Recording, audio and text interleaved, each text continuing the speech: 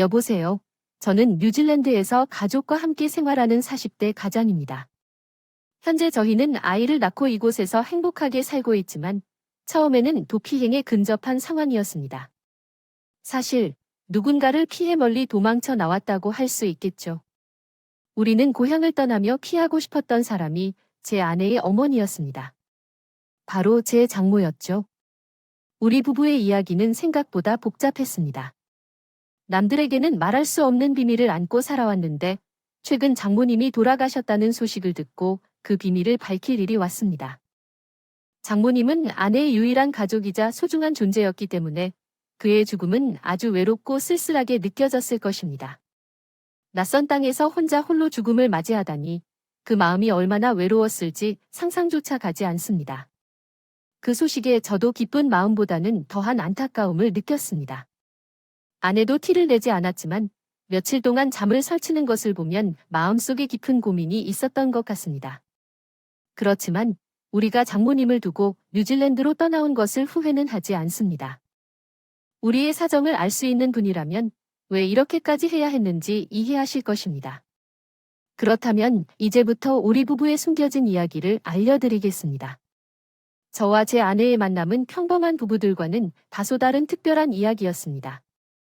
평범한 연애 결혼이 아니라 한 사람의 계획에 의한 매개 결혼이었어요. 우리를 만나게 해주신 것은 다름 아닌 장모님이셨습니다.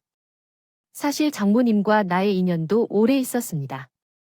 나는 어릴 때 지원하고 돌보아 주시던 분이셨거든요.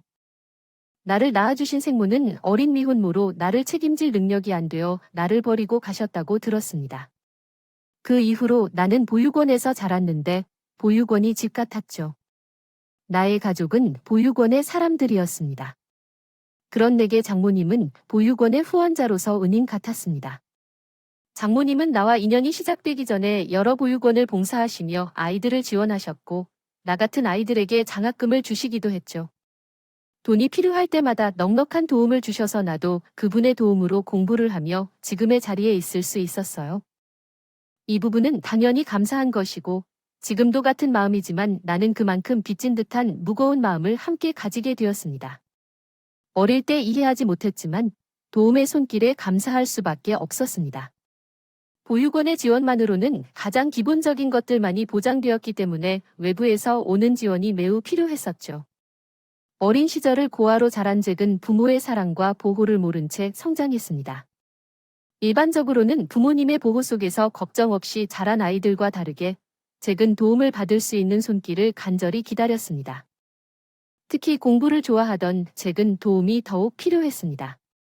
대부분의 보육원 출신은 대학 진학을 생각하지 않고 있지만 잭은 다릅니다. 대학 진학은 불가능한 꿈처럼 보였기에 잭도 포기하려 했지만 후원자의 도움으로 공부를 하고 대학 등록금을 받을 수 있었습니다.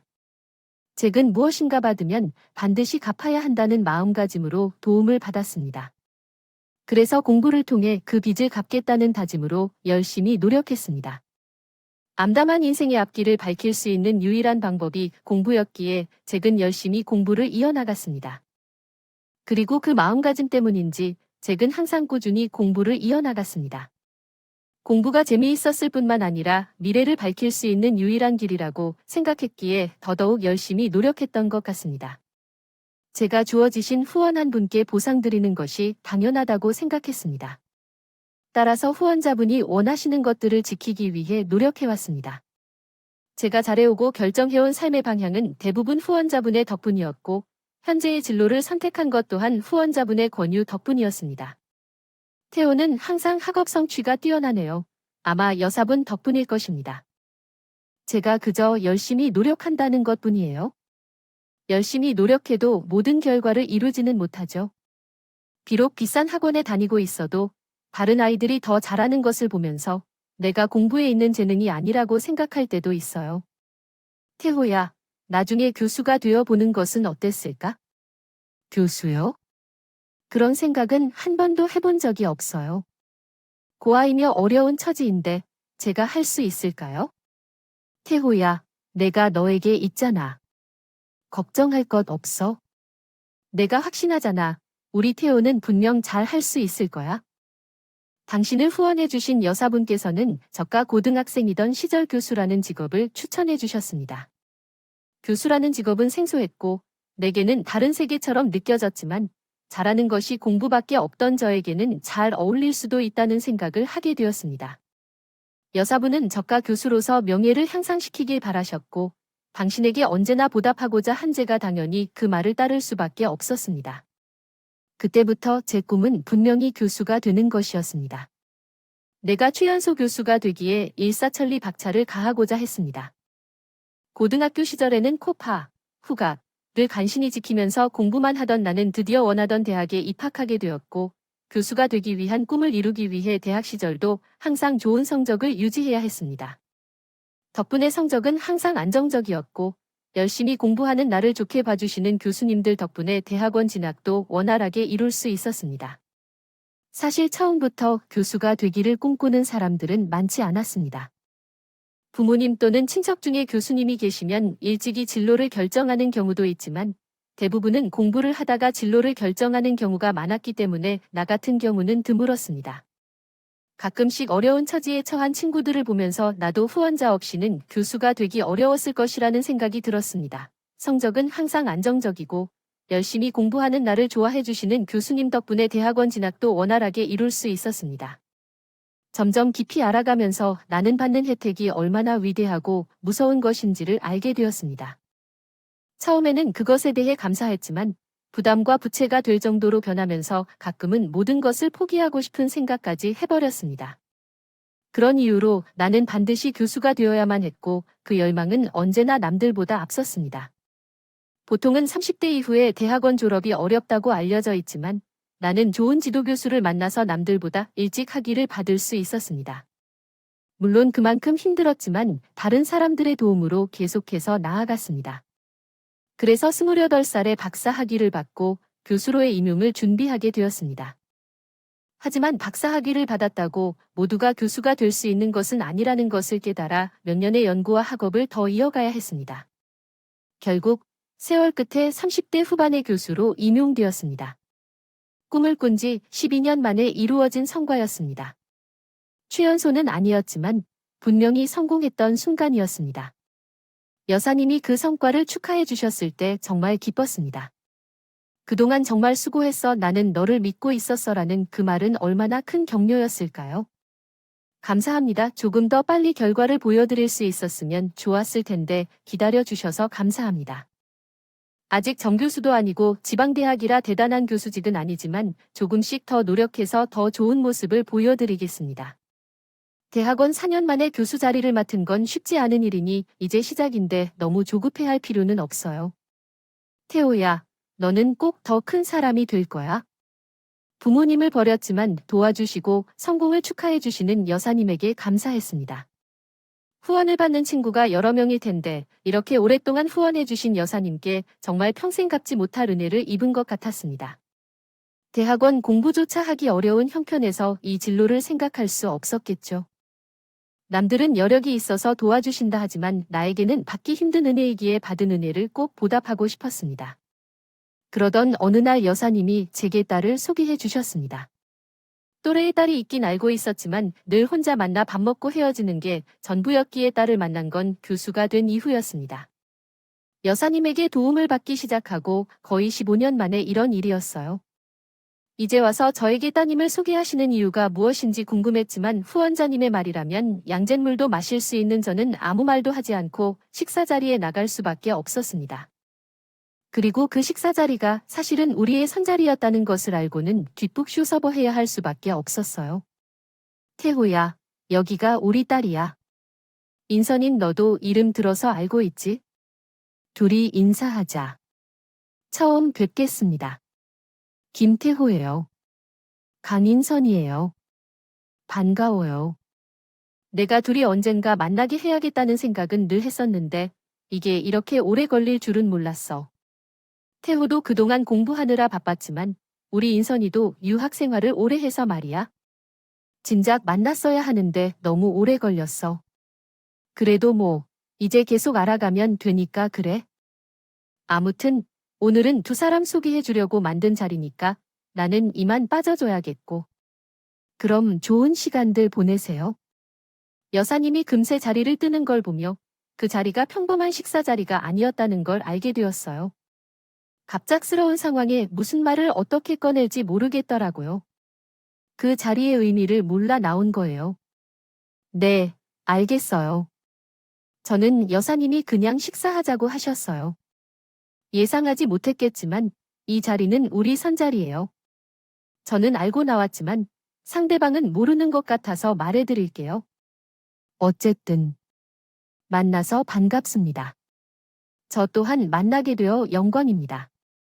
사실 그동안 여사님과 같은 자리에 인선 씨에 대한 이야기를 많이 들어서 꼭 만나보고 싶었어요. 네, 어머니가 나를 칭찬한 적이 없는데 애구스란히 딸이라고도 말씀드렸죠. 아니, 착하고 아름다운 딸이 있다고 자주 칭찬해 주셔서요. 성심이야 엄마가 칭찬을 해도 진실이 아니었겠지만 그런 딸을 바랐을 것 같아요. 나는 엄마와 비슷한 성격을 가졌다고 생각하지 않아요. 제가 보기에는 들은 대로 아름답고 기품이 있으며 부족한 점이 없어 보였어요. 여사님도 분명 자랑스러워할 것 같아요. 겉모습만으로 판단하지 마세요. 우리 엄마가 만든 작품이기 때문이에요. 빈 공원 같은 눈동자로 나를 쳐다보며 어머니에 대한 냉소적인 판단을 하는 그녀는 어딘가 아픈 듯 슬픈 모습으로 보였어요. 그러나 그런 모습조차도 신비롭게 아름다운 사람이었죠. 그래서 그때 저는 인선 씨와 여사님의 관계의 심각성을 인지하지 못했어요.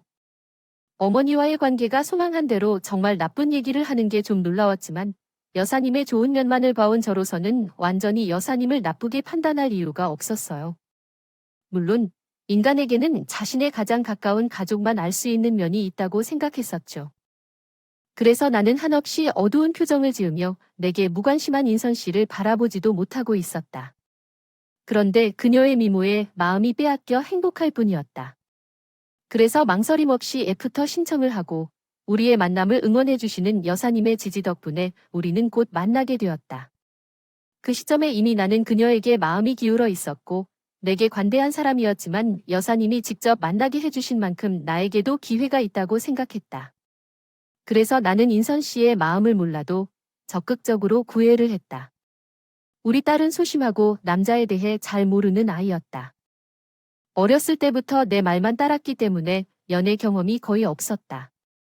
내게는 우리 딸 하나뿐이었는데 그녀가 남자와 만나는 것에 대해 걱정이었다. 그래서 내가 소개한 너를 선택했다.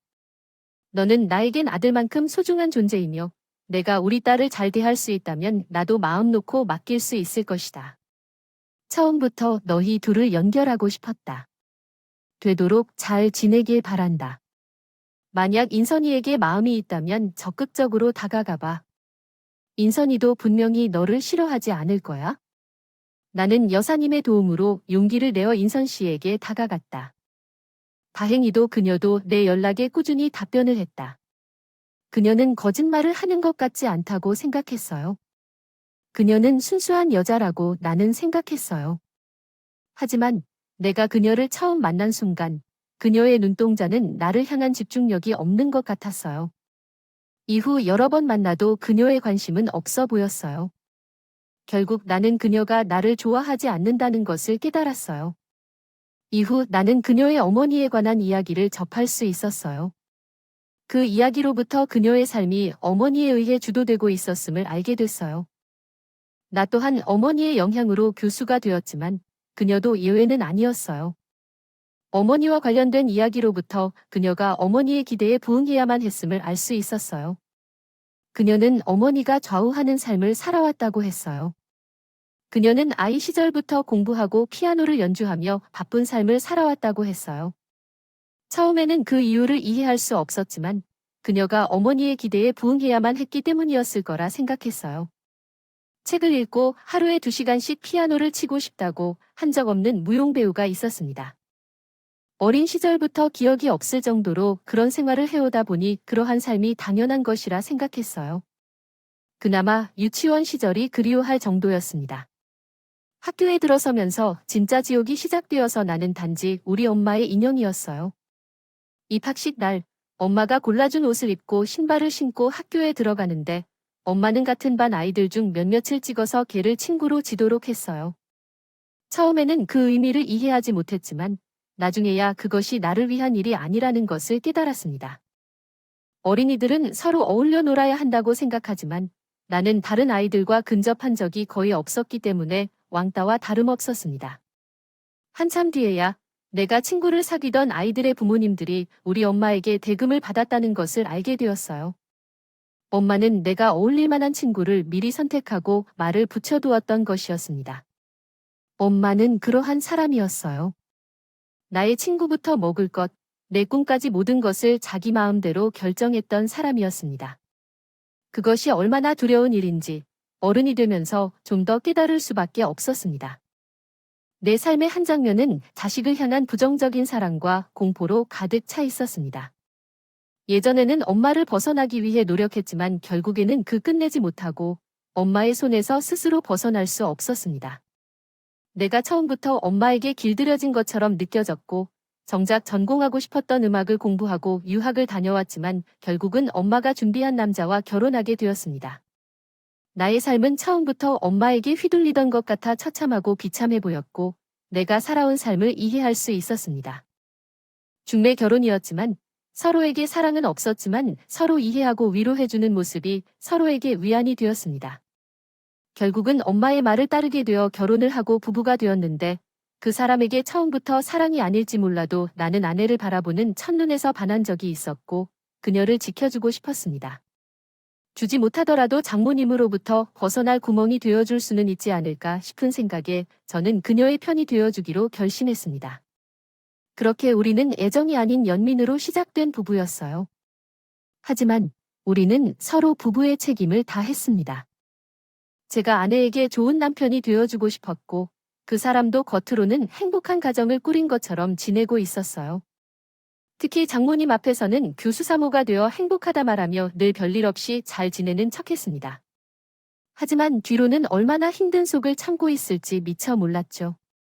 자기 어머니에게 전화만 걸려와도 깜짝 놀랄 정도로 노이로제가 있는 사람이기에 장모님을 대하는 게 편하지 않다는 건 알았지만 그래도 결혼하면서 많이 호전된 줄만 알았습니다.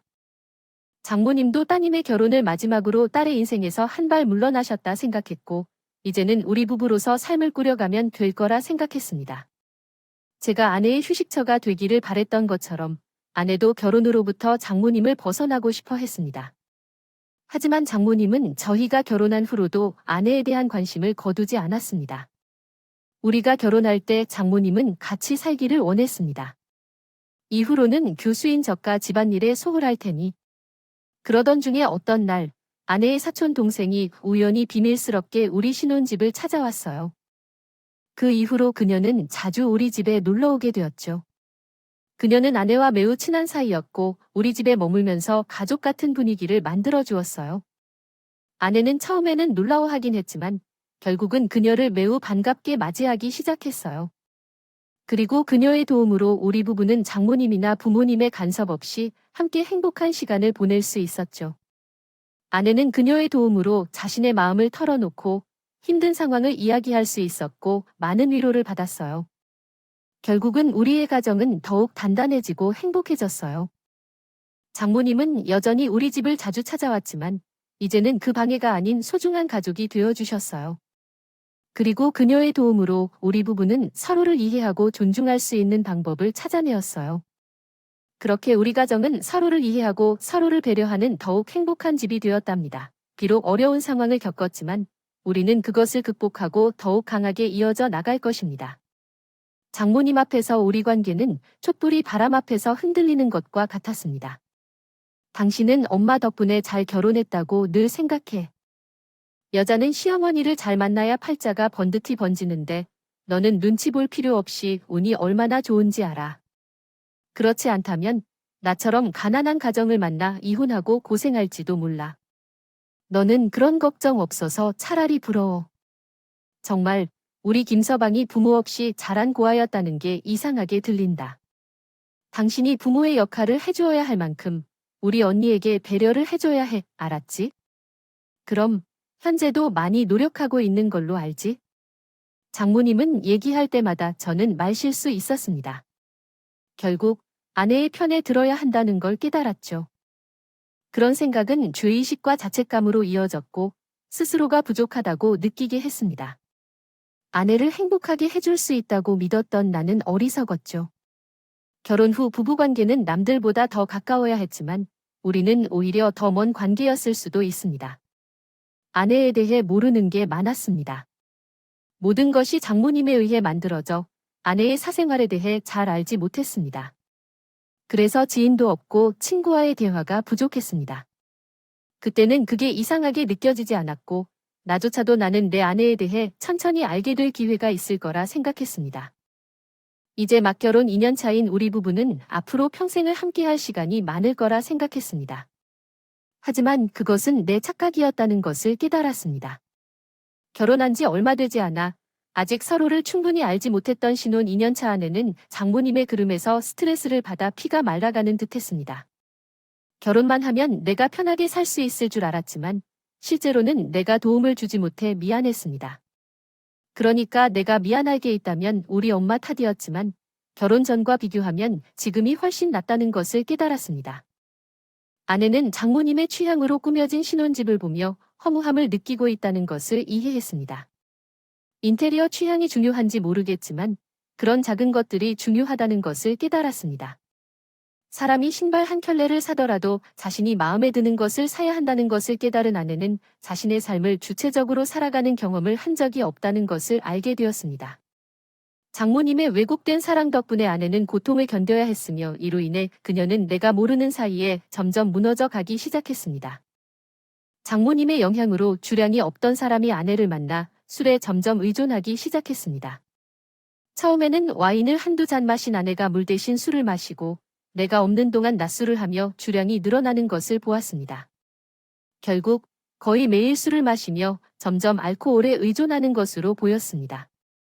어느 날 창고에 숨겨진 술병을 보고 상태의 심각함을 깨닫게 된 나는 아내를 병원에 데려갈 수밖에 없었습니다. 다시 그녀에게서 술을 멀리하길 바랬지만 그러나 그녀는 상담을 원치 않았습니다. 결국 그녀를 강제로 상담 치료에 참여시키며 아내의 상태를 개선시키려 했지만 큰 변화는 없었습니다. 어느 날 아내가 잠시 쉬고 싶다며 혼자 여행을 가고 싶어 한다는 말을 했습니다. 처음에는 함께 가자는 제안에 대해 거부하며 혼자 여행을 해보고 싶다는 이유로 떠나고 싶어 했습니다. 그래서 당신은 걱정할 필요가 없어. 너무 길지 않아. 1박 2일 정도야. 아, 그리고 엄마가 알면 큰일 나니까 너가 나랑 같이 가는 거야. 말 좀 도와줄래? 아내가 혼자 여행을 가고 싶다는데 걱정은 했지만 혼자서 아무것도 해본 적 없는 아내가 안쓰러웠기 때문에 의심 없이 아내의 여행을 허락했어. 사전에 얘기했던 대로 장모님에게 너와 함께 여행을 간다고 했거든. 의심을 안 할까봐 나는 완전히 내 세미나 때문에 출장을 같이 간다고 얘기도 했어. 간섭이 많은 장모님도 교수 사위의 스케줄까지는 의심하지 않을 테니까 말야. 아내는 마침내 안심하고 처음으로 혼자 여행을 떠나게 됐어. 원하던 겨울 바닷가를 보러 간 거야. 해외여행이 아니라 차로 몇 시간 거리의 국내 여행이라 큰 걱정은 없었지. 오히려 자주 연락하면 불편해할까 걱정돼서 일부러 먼저 연락하지 않았어. 혼자만의 시간을 즐기고 싶어하는 아내를 괴롭히고 싶지 않았어. 도착 후 연락이 없어서 걱정이 되기는 했지만 그래도 기다리고 싶었어요. 하루가 지난 후에 울리는 전화벨을 기쁘게 받았죠. 그리고 전화를 받았는데 아내가 아니라 낯선이의 전화였어요. 여보세요. 여기는 땡땡 경찰서인데요. 오인선 씨 가족분이세요? 네, 예, 제 아내인데요. 경찰서에서 왜요? 여기 오인선 씨가 사고를 당하신 것 같습니다. 당신의 아내분이 바다에서 실족하셨다는 신고가 있어서 저희가 수색을 하고 있지만 아직 찾지 못했어요. 여기로 와주시면 되겠습니다. 충격적인 전화에 저는 당장 달려가야 했어요. 하지만 제가 도착할 때까지도 아내의 소식은 들리지 않았어요. 몸을 던졌다는 목격자 진술을 받아서 수색을 했지만 신발과 유서 말고는 아무것도 찾을 수 없었어요. 경찰은 더 찾기 어려울 것 같다고 했어요. 생존 확률이 낮다고 보시기를 제 얼굴에 그대로 드러냈어요. 그 유서를 보면 자살인 것 같다고 느꼈어요. 유서를 남기고 뛰어내린 사람은 돌아오지 않는다고 생각했어요. 경찰은 사망을 확신했지만 저는 아내의 죽음을 믿지 못했어요. 얼마나 자유를 갈망하는 사람이었을까요? 그렇게 죽은 사람이 아니라고 생각했어요. 그래서 장모님이 저를 집으로 불러오셨을 때 저도 슬픔에 잠겨 학교에도 나가지 않고 폐인처럼 살았지만 장모님의 부름에 따라 집으로 돌아왔습니다. 그때부터 장모님과 함께 울리던 집은 정적과 슬픔으로 가득 차 있었습니다. 아내의 죽음으로 인한 상처는 아직도 치유되지 않았고 장모님과 함께 우리의 삶을 되짚어보는 시간이 계속되었습니다. 결국 그 시간은 서서히 저에게 치유의 기회를 주었고 아내를 잃은 아픔을 조금씩 극복할 수 있게 해주었습니다. 함께한 아내의 기억은 영원히 저의 마음속에 남아 저에게 힘이 되어 주었습니다. 그리고 저는 더 이상 아내의 죽음을 자책하지 않고 그녀가 남긴 사랑과 기억을 간직하면서 앞으로 나아가기로 마음먹었습니다. 그래도 나는 나의 은인이자 이제는 내 유일한 가족이 되신 장모님을 걱정하는 마음으로 장모님을 찾아갔습니다. 그렇게 그 집에 발을 디디자 장모님이 나를 그 집 딸에게 보내주셨어요. 거기 인선이가 쓰던 물건이 있는데 이걸 좀 가져다 주면 좋을 거야 하고 말씀하시더군요. 착하게 따르고 있던 나는 다락으로 들어가자마자 문이 잠기는 소리에 놀랐어요. 그러고 보니 왜 문 밖에 자물쇠가 있었는지 이상한 기분이었죠. 장모님, 여기 문이 잠겼나 봅니다. 하고 얘기했더니 장모님은 설마 하는 표정으로 나를 향해 말을 걸었습니다. 너는 앞으로 여기서 살다가 죽을 거야? 오늘은 날씨가 춥다니 얼고대 죽을지도 몰라. 그 말에 난 당황했어요. 왜 그러세요? 여기서 죽다니? 장모님은 나를 노획 거래해준 남자였어. 내 딸을 위해 준비한 사람이라 생각해. 그러나 그게 내 덕분에 내 딸이 죽었어. 내가 남편으로서 제대로 못해서 그래? 너도 죽어야지. 절대 그러할 수 없어요. 사람을 죽이는 거죠. 영하 20도란 경우 난방 켜야겠다며 올려보낸 다락방은 정말 나를 죽일 마음이 있었어요. 장모님이 아내가 없으면 저도 없다고 말씀하셨습니다. 그래서 추운 겨울방에서 얼어 죽기를 기다리시던 중 저는 살아남고자 애를 쓰며 소리지를 놓고 방법을 찾았습니다. 하지만 밖으로 나갈 길은 잠겨 있었고 시간이 흘러가면서 체온이 떨어지고 정신이 어지러워졌습니다. 그럼에도 성인으로서도 참기 어려운 추위와 죽음의 공포를 마주했지만 어떻게 버티는지 모르게 6시간을 견뎌냈습니다. 그 순간 삶과 죽음이 절반이었지만 죽음이 더 가까운 것 같았습니다. 그런데 갑자기 문이 열리는 소리가 들리자 깜짝 놀랐습니다. 그리고 안으로 들어온 사람이 저의 아내였습니다. 순간 제가 죽은 것인지 살아있는 것인지 혼란스러웠지만 그 품에서 느껴지는 따뜻함으로 정신이 번쩍 들었습니다. 정말 좋아요. 당신이군요. 아니, 장모님이시지. 죄송합니다. 살아계셨군요. 이왕이면 당신이 살아계시다니 정말 다행이에요. 너는 누구인가요? 아내는 살아계셨고 장모님을 벗어나고 싶어하는 사람이었습니다. 자살극을 꾸몄던 일이었어요. 미리 목격자까지 준비한 채 바다로 몸을 던진 아내는 경찰에게 찾아오는 모습을 멀리서 지켜보고 있었습니다. 언제나 도망치고 싶은 마음을 안다는 것은 곧 받아들일 수 있는데 아내가 저를 속였다는 것은 상처스러웠어요. 그럼에도 불구하고 살아있음에 감사한 마음이 컸기에 따질 수 없었습니다. 또한 덕분에 저는 저체온증에서 벗어나 병원으로 나아갈 수 있었습니다. 하지만 당신이 여기 어떻게 왔는지, 내가 여기 있는 것을 어떻게 아는지가 의문이었고 실제로는 내 장례식만 치르고 나면 당신에게 말할 생각이었습니다. 엄마만이 제가 죽었다고 생각했으면 좋겠어서 그랬죠. 그런데 둘 다 장례를 생각하지 않고 있더니 엄마가 이상한 행동을 할 때까지는 조심스럽게 지켜보고 있었어요. 그래서 당신이 엄마의 집을 찾아간 것을 목격했고 몇 시간이 지나도록 나오지 않는 것이 이상하다는 생각이 들었습니다. 그래서 걱정되어 들어가 봤더니 당신이 다락방에 갇혀 계셨어요. 그 모습을 보고 장모님을 잘 아는 아내가 제가 위험할까봐 걱정에 구해주었어요. 장모님께서 잠드신 사이 그만둥 나왔지만 그것은 운이었겠죠. 결국 장모님께서는 매우 짧은 시간 내에 제가 떠났다는 사실을 알게 되시겠지만 아내가 살아있다는 것을 알게 되셔서 다행입니다. 장모님은 딸이 살아있다는 것보다 자신을 속였다는 느낌에 놀라셨고 그 분실의 느낌으로 아내를 비난했지만 이번에는 아내가 참지 않았어요. 아내는 내가 널 어떻게 키웠길래 이런 행동을 할 수 있어? 내 어머니에게 이렇게 배신당하다니 라고 말했어요. 장모님은 여전히 자기를 우롱했다. 그렇다면 내가 나한테 그런 말을 할 수 있냐? 라고. 어렸을 때부터 내 삶을 통제하던 엄마 탓에 난 진짜 죽고 싶었어. 매일, 그런데 충격적인 변화를 느껴서 그 말에 가슴이 아팠습니다. 후회스럽게도 난 왜 그런 아내를 왜 후원하지 못했을까요? 그래도 그래야 하는데 논쟁은 어쩔 수 없었습니다. 나의 행동은 모두 딸을 위한 것이었어요. 그렇다고 결국 끝까지 남탓만 하고 대화를 끝냈지요. 장모님은 살아 돌아온 딸이 다시 착한 딸이 될 줄 아셨겠지만 아니었습니다. 아내는 다시는 인형 같은 딸 노릇을 할 생각이 없었고 이제는 정말로 제가 도와야 한다 생각했어요. 그래서 제가 먼저 아내에게 도망치자고 말했습니다. 나의 행동에 미안해. 당신이 그렇게 힘들었던 것은 나도 신경 쓰지 않았어. 나도 내 코가 석자라면서 아무것도 못했어. 그 교수 타이틀이 뭐라고 그걸 못 버리고 있었던 거야? 그놈의 교수 타이틀이 뭐라고 그걸 못 버리고 있었던 거야? 근데 당신 한 번 읽고 보니 알겠어. 나한테 제일 중요한 건 당신이고 당신 없으면 못 살아. 그러니까 우리 다 버리고 멀리 도망가자. 도망가서 우리끼리 행복하게 살자. 당신이 나랑 결혼한 건 아니라는 건 알지만 나 아무것도 안 바랄게. 그냥 내가 당신 도우면서 살 수 있게만 해줘. 우리가 처음부터 사랑으로 결혼한 사이는 아니지만 나도 당신 좋아해. 처음부터 잘못된 시작이었지만 이제는 다시 우리끼리 시작해보자.